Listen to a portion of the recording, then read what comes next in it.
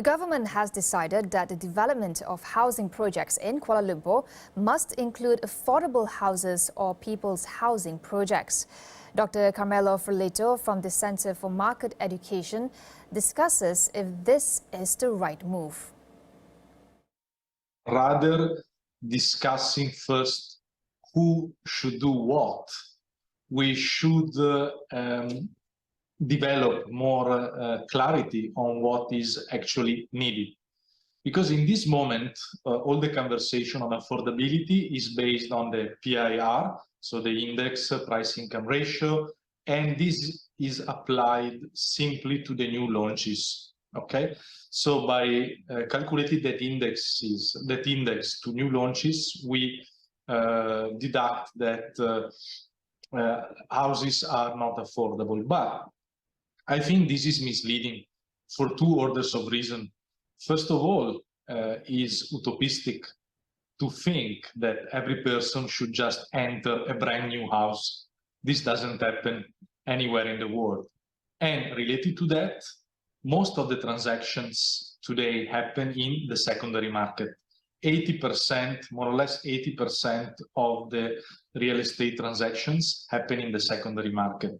So as far as we don't get data and a clear picture on the secondary market and on the prices in the secondary market, I think we are totally misguided in the conversation.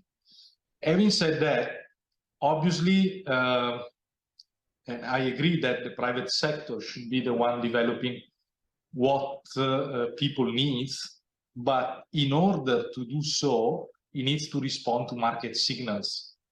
It cannot be just an imposition of the government with certain criteria, because that kind of supply-side obstacles are only going to make houses more expensive.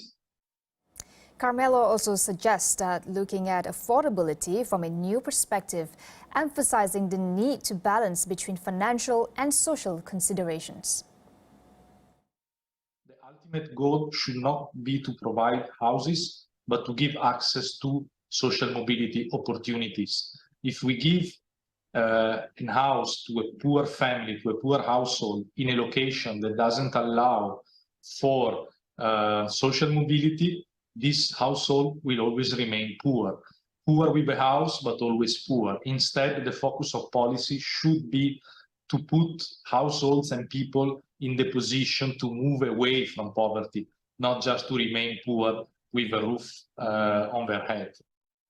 To further assist B40 households, Carmelo emphasized the need to reconsider urban planning and real estate development.